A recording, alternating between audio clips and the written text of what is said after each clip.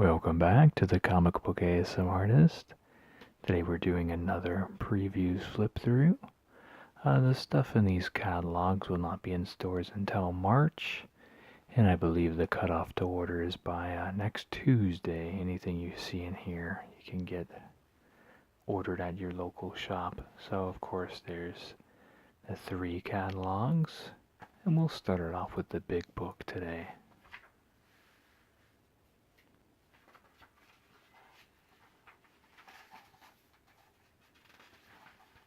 And you will see a couple changes, which I'm sure you'll notice.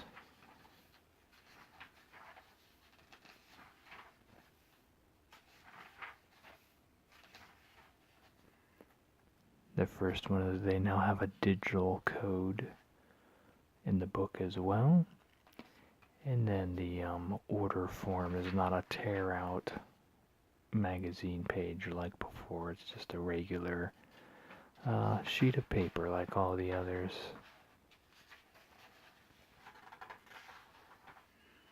But it didn't have the due date on it, so I don't know if that was just an accident on their part or what. I do like this Detective Comics shirt for the 1,000 issue celebration of Detective Comics. Really wish I could get one of these spinner racks here, but I hardly have any room as it is right now. And then in the book here it showcases the free comic book day books coming out. Always the first Saturday in May with that. And I'll probably do a spotlight in the future closer to the day, so you guys can see those and kind of put in your mind what you want to pick up at your shop. But not every shop gets all the books either, so that's why it's good to let your shop know ahead of time.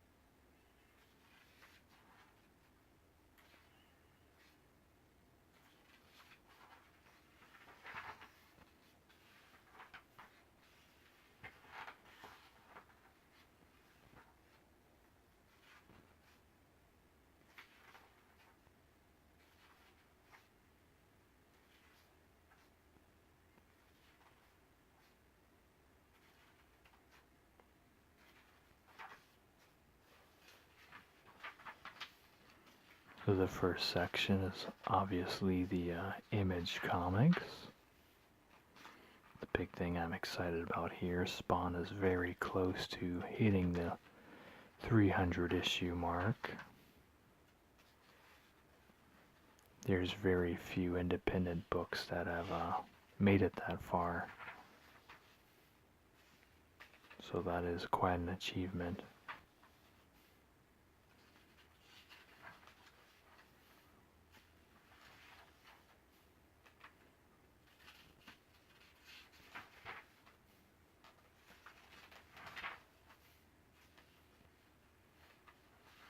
And this is the Dark Horse section here.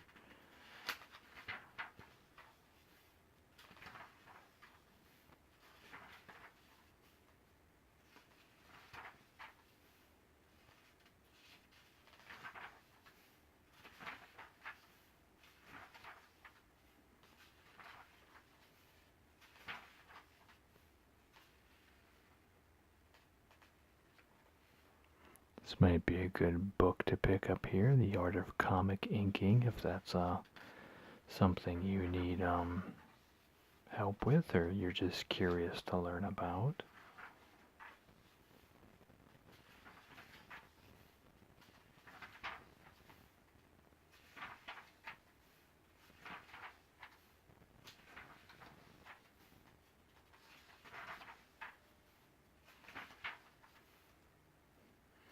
And Glow is getting a comic.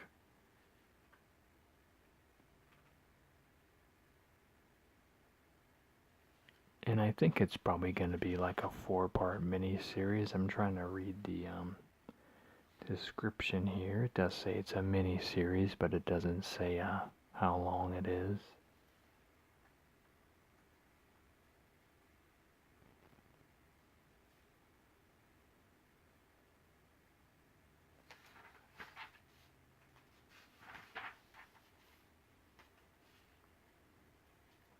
And then they're promoting the issue number 3 of Shredder in Hell.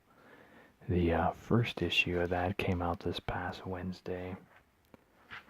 It's one of my most anticipated books because it has San Luco's artwork, and he's my favorite modern Turtles artist, so I'm very excited to get that and see what it's all about. Just Shredder in the afterlife to begin with is an interesting concept to me, so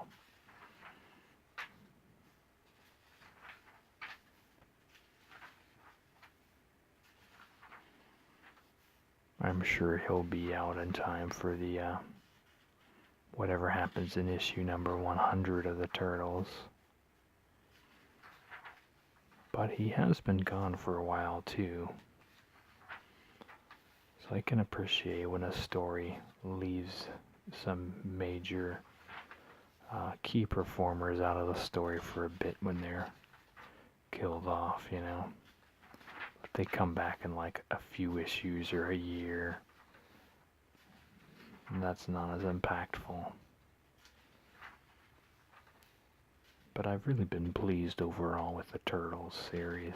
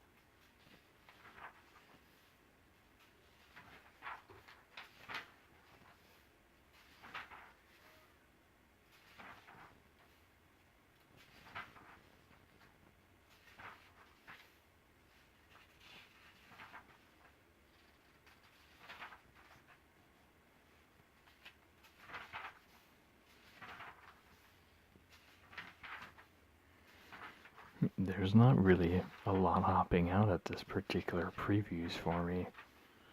I'm not exactly sure why.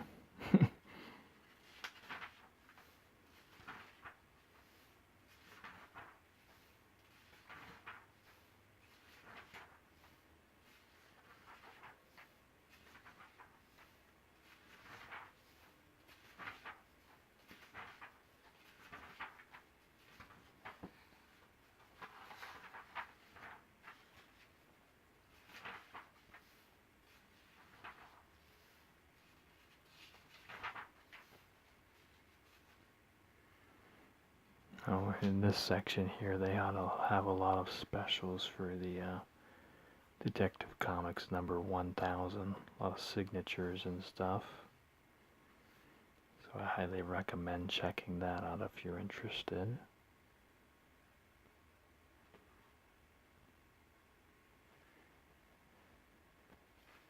Some of them are pretty moderately priced. Looks like you can get Jock's signature on this one for $60.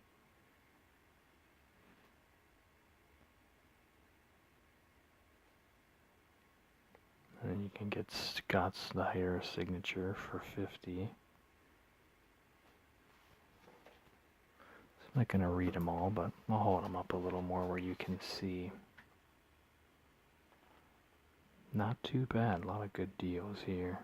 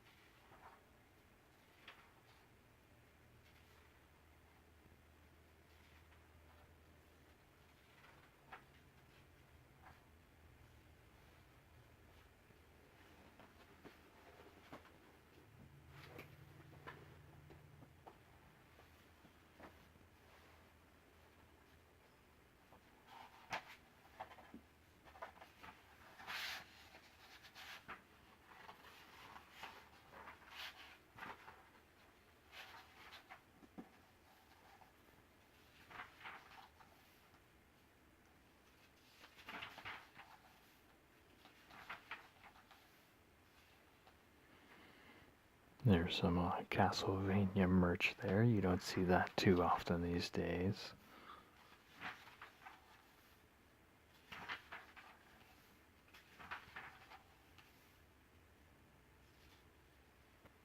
And they're starting to get some of the merchandise out for the Spider-Man video game tie-ins there. Apparently that game was the highest grossing superhero game of all time, even beating out the Arkham games as well. And that's really surprising considering that that was a PS4 exclusive and it still beat out all the Batman games, and those were on all the consoles and the PC too. But it's pretty impressive.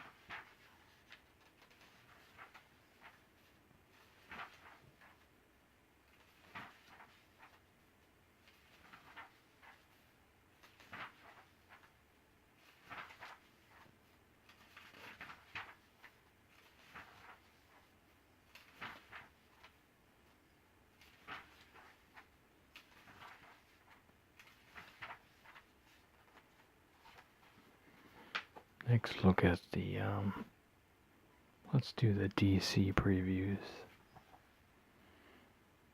And right off the bat we get the ad for the Detective Comics number 1000. And then we have the one shot for the Grim Knight, which is obviously a darker version of Batman here, with guns and everything. And it looks like that's a spin-off from the Batman Who Laughs miniseries. I don't know why they always insist upon never just keeping things together in one series. And then, yeah, the Detective Comics number 1000 is gonna have a bunch of variants too, like they did for the Action Comics.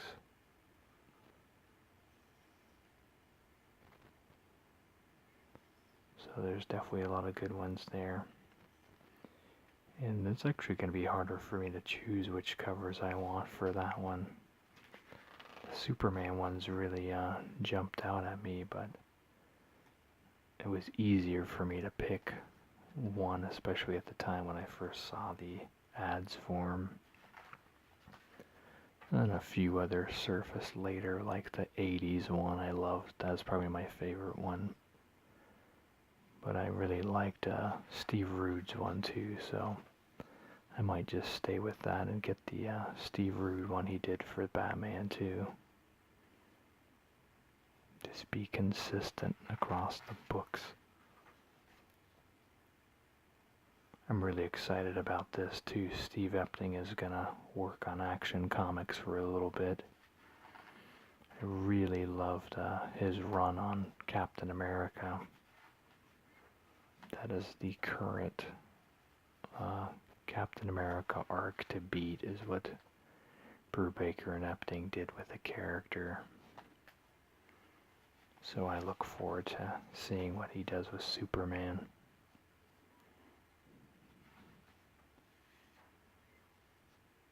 And once again, Damage is still going strong. I don't know.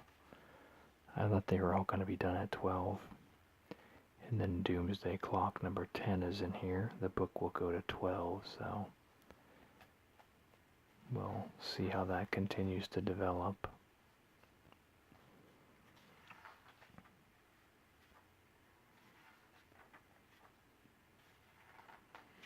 And then we have more tie-ins to event books, which, once again, let's all do it in one series, so I don't know if I'll pick up that Green Arrow number 50 or not.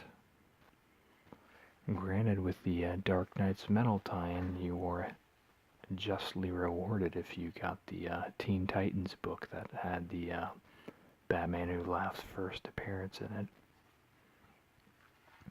Because that's definitely a hot book right now. People really like that character. And that happened in a tie-in book, so you always run the risk of missing out on something like that when you skip the tie-in books.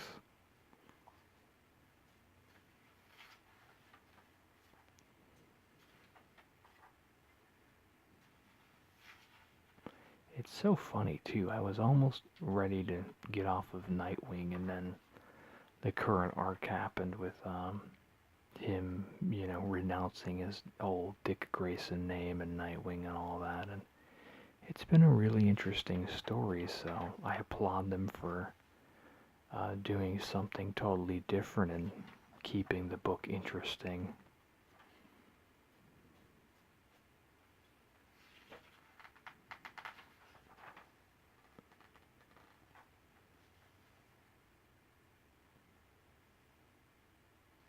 And then we see the aged up John Kent there. I don't know, this might be more about the space adventures here. Not sure, I haven't read the one that currently came out where they show John comes back from space and he is, I believe they said he's 17 now. which I was definitely enjoying having a younger person involved in the DC universe. But yeah, not anymore. And then here's the they had to use this cover for the first issue because I guess there were complaints with the #1 issue being all the boys together, and they didn't realize there was a theme where the first issue was all the boys together, and issue 2 was all the girls together, and then issue 3 was the whole team. But they had people complain, so they made this the issue 1 cover, and then #2 will be the boys, and then 3 will be the girls. But I guess that's just where we're at in the comic industry right now.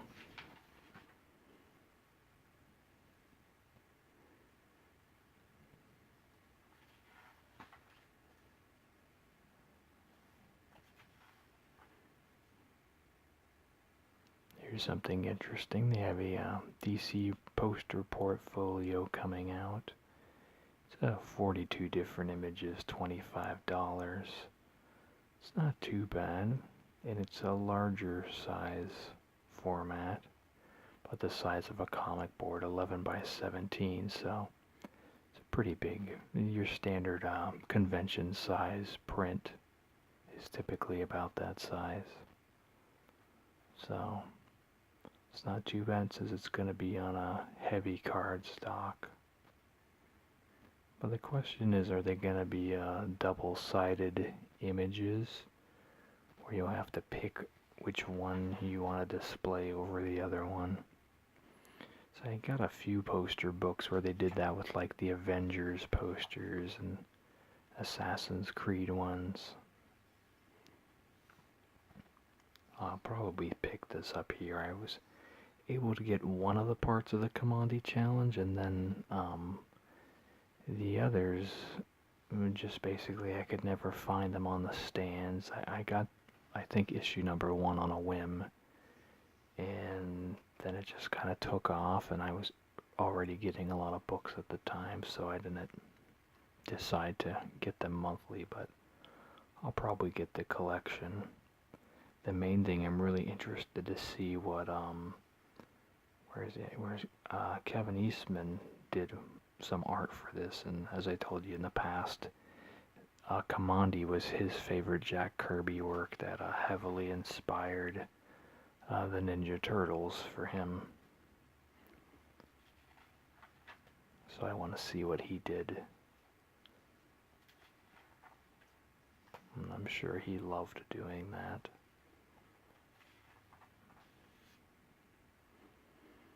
Now these are interesting too. These are going to be like little miniature figures that are like in a window box. But in the future, I don't know if like maybe Walmart type of stores like that, they're going to have them blind bagged. But when you get them in the full set like this, you get one of the figures is an exclusive. And I believe in this one it is going to be the Harley Quinn one. It says this one is. Okay, so this one's your exclusive. But they have different waves, so this is the second one. The first one was in the previous previews, I believe. And then they have the Batman animated line continuing with the Bat bike here, and he comes on and off that bike. I wonder if he'll have swappable heads. Probably. Let's see. Maybe. I don't know. But I still have to collect too many of the other figures still from that line.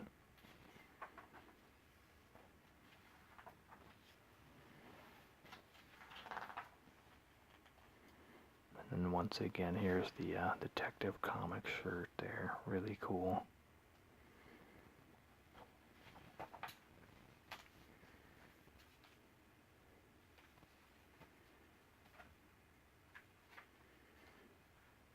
Then we have the Marvel previews.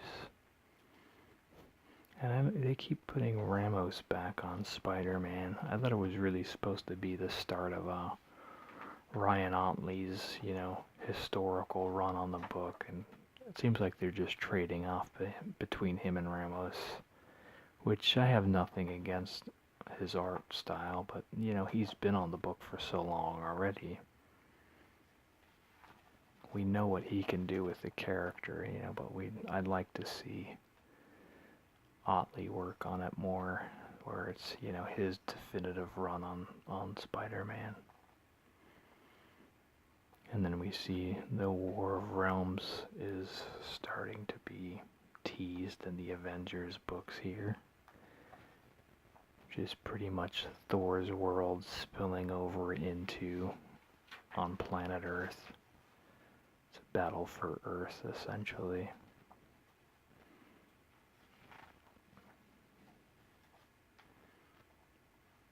And then they're bringing Kraven back to Spider-Man. So they're doing a storyline called Hunted. But once again, you get some numbering shenanigans going on here. We have issue 17, and then 16.HU, followed by 18. I don't know why they just didn't make it, 17, 18, and 19, and call it good.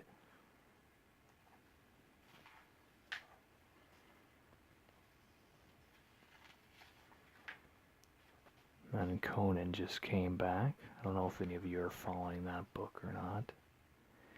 And then apparently there's another Avengers series going on aside from the regular monthly book. I'm assuming just based on the font there, it ties into the previous Avengers big story they had going on prior. I'm trying to remember the name of it. You guys know what I'm talking about. Or, well, I think it's the exact same creative team.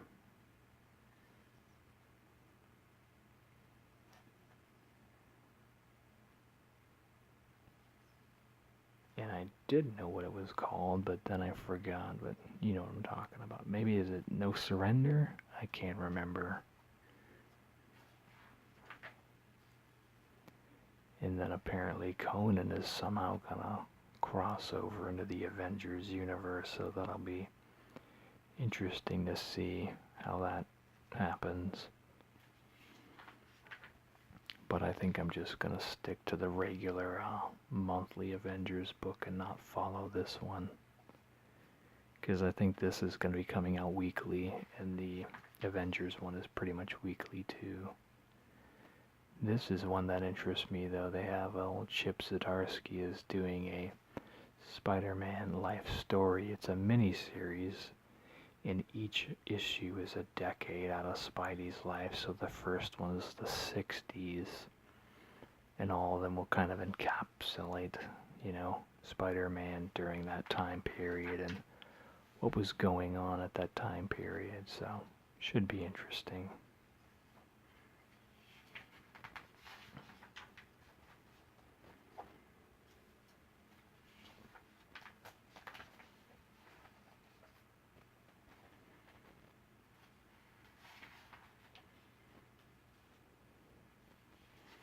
And they're continuing the Age of X-Men thing.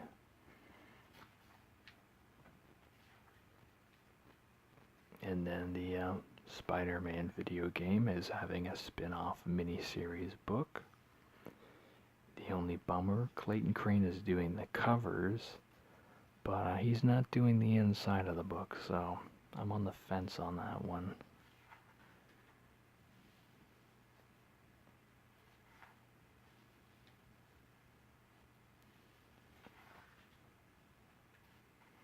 A lot of great stuff continuing to go on with Immortal Hulk. If you're not reading that, I highly recommend it. It's just, I think it's probably one of the best books Marvel's putting out right now.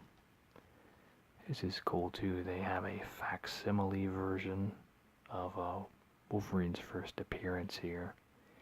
And what they've done is they've scanned the original book, and even all the ads and everything are exactly the same as when it first printed. So if you have your copy slabbed or you can't afford to get one of those copies, this is a great idea, because you can experience the story in its original format. And they're teasing a Iron Man event here, 2020.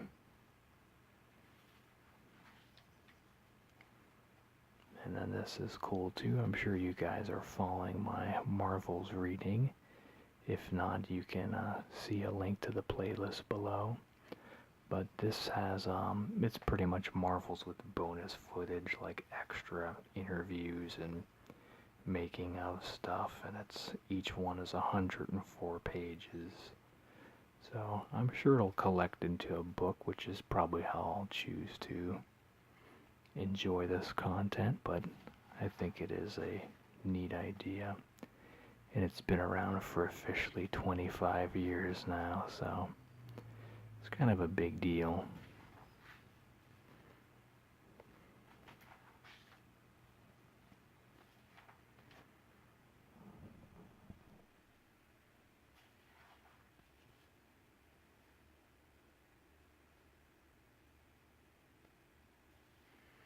And I'm not sure what this is about either. I guess Daredevil died in the recent monthly book. I'm not really sure, but I think this is about the Marvel Universe without him, maybe. I'm not exactly sure. And I don't know why they keep making old man versions of different superhero books, but I don't really see the need for them to do that. I do like this giant image of Galactus's head here. It's very cool.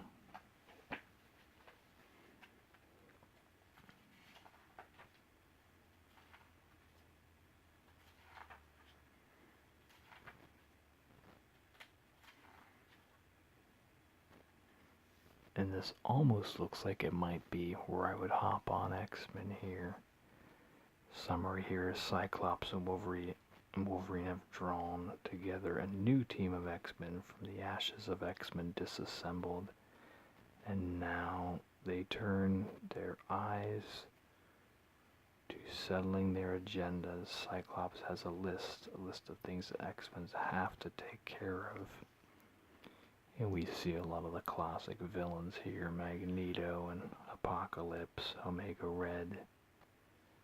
So, if that's the case, that might be where I come in. But we'll see.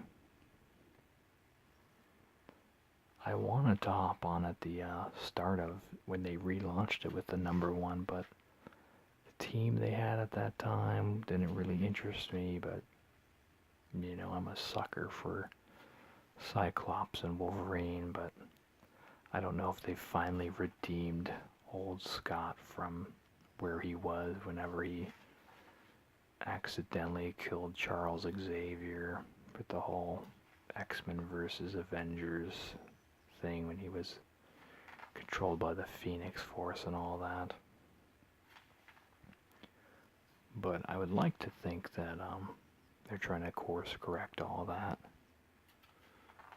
But I don't know. I haven't picked up the book in forever, so. But X-Men was definitely one of my favorite titles before. I can't believe this is a $40 book and it's only 88 pages.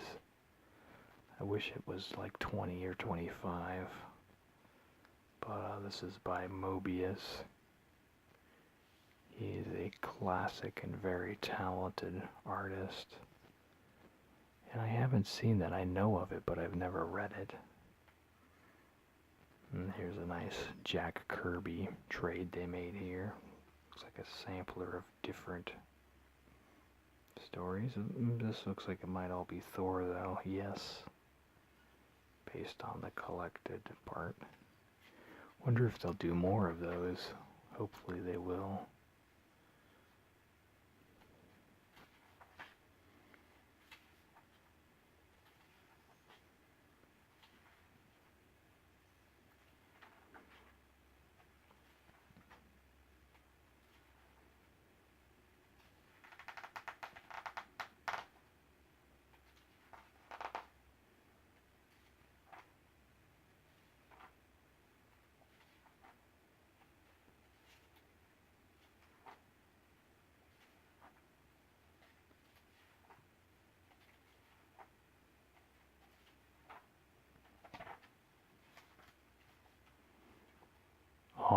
Well, that's gonna do it. Make sure to like, comment, subscribe. Hit that bell if you haven't. Click the link below for the Bull number 1. We are sold out of physical copies, so you can get a digital copy of the book emailed to you right away for $3. And yeah, let me know what you thought of the video down below, what you want to see. You all have a good day or night. Thanks. Bye.